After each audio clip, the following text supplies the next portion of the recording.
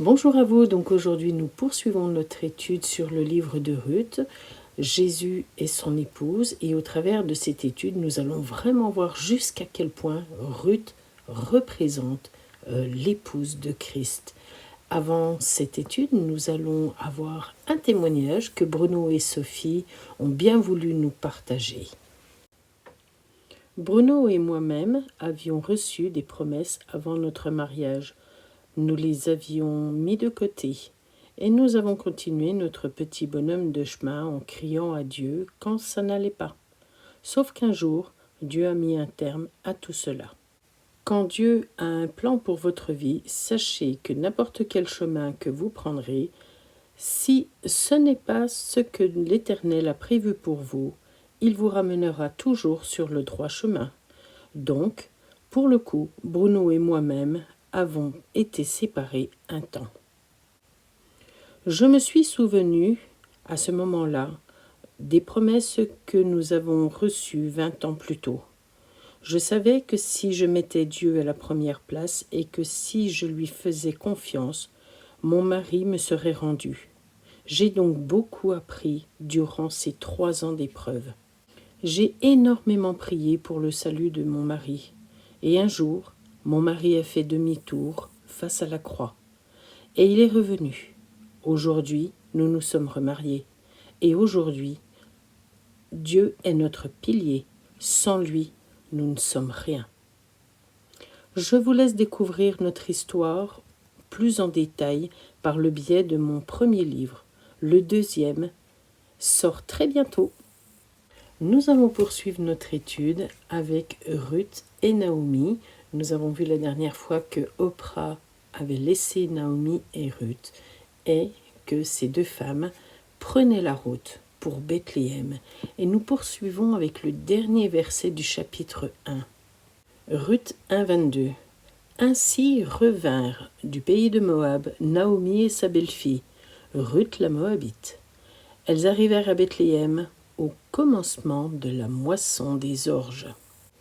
Ici, sur le tableau suivant, nous allons voir ensemble les 7 fêtes que l'Éternel a prévues tout au long d'une année. Ces 7 fêtes suivent les moissons qui existent donc en Israël, bien évidemment. Il y a les fêtes du printemps. Alors sur la gauche, vous pouvez voir, j'ai marqué printemps-automne. Donc nous avons 3 fêtes pour le printemps, 3 fêtes pour l'automne.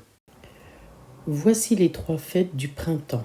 Donc Pessah, donc la fête de la Pâque, la fête des pains sans levain et la fête des prémices.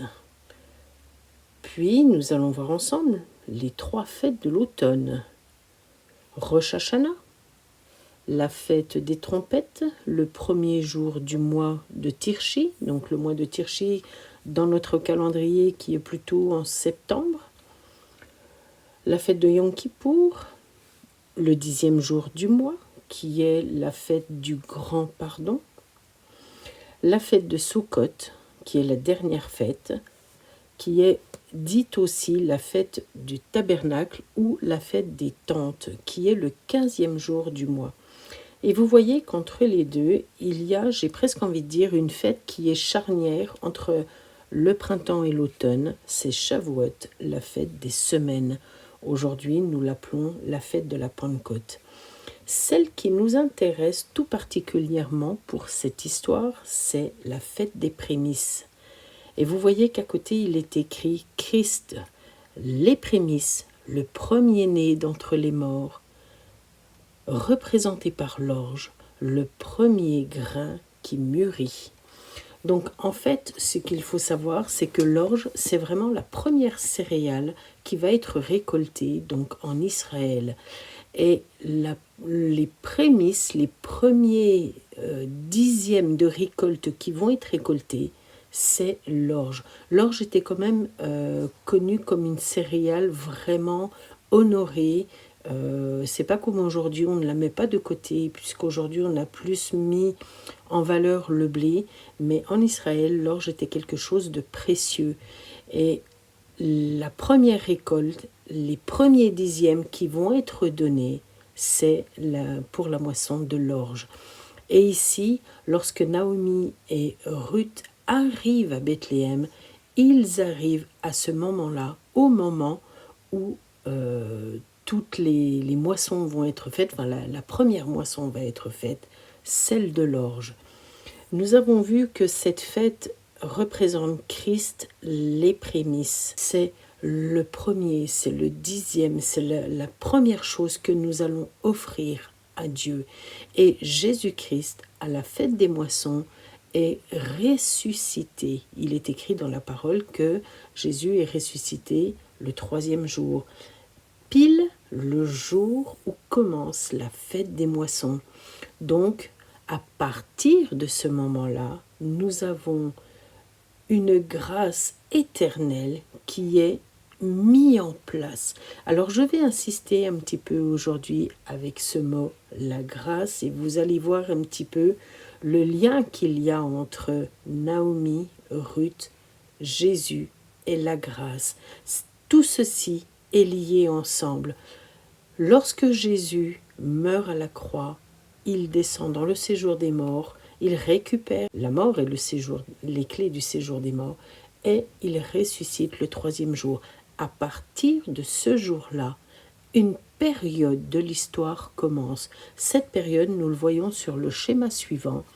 À partir du 4e millénaire jusqu'au 6e millénaire, il y a ce qu'on appelle le temps de grâce. Il a commencé à la résurrection de Jésus. Jésus, grâce à son sacrifice, grâce au cadeau, grâce à l'offrande qu'il a réalisée en étant ressuscité le premier des morts, a permis une infinie grâce pour toute la terre entière. Ici sur la diapo, vous voyez marqué un temps de grâce, temps de grâce. C'est le titre d'un album que nous aurions aimé créer il y a une trentaine d'années avec les jeunes. Certains doivent s'en souvenir aujourd'hui. Aujourd'hui, je vais me servir de ce titre pour accentuer ce que Jésus a fait à la croix et en même temps accentuer ce qu'il se passe du temps de Naomi et de Ruth. Regarde bien le verset suivant. Ruth, chapitre 2, verset 1. Naomi avait un parent de son mari. C'était un homme puissant et riche de la famille d'Élimélec et qui se nommait Boaz. Ruth la Moabite dit à Naomi, « Laisse-moi, je te prie, aller glaner des épis dans le champ de celui aux yeux duquel je trouverai grâce. » Elle lui répondit, « Va, ma fille. » Souvenez-vous, dans la première partie, je vous avais dit que Naomi, ça signifiait la gracieuse. Je vous avais expliqué que Dieu avait donné à Élimélec la grâce, comme si Dieu avait dit « Ma grâce te suffit ». Et là, vous remarquerez que la seule personne de la famille qui n'est pas morte, c'est Naomi, la grâce de Dieu.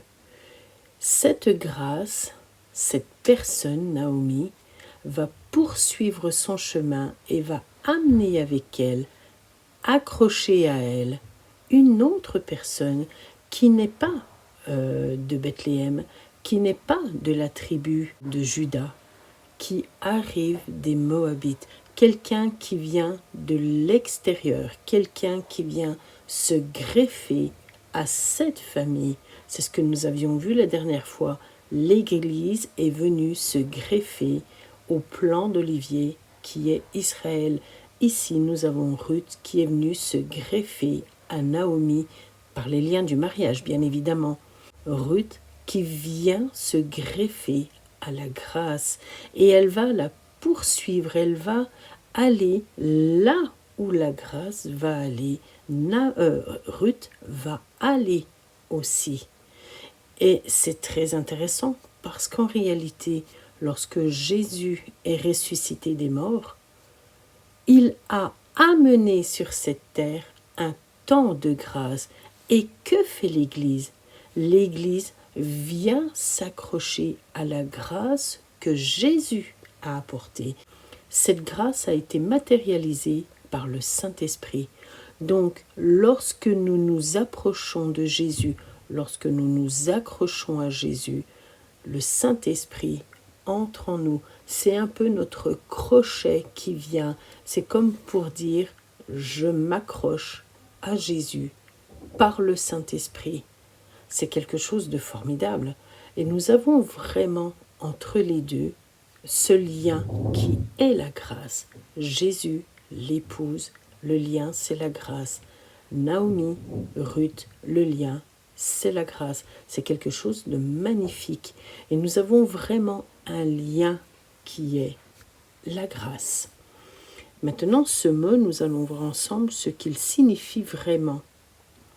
En hébreu, il se dit reine.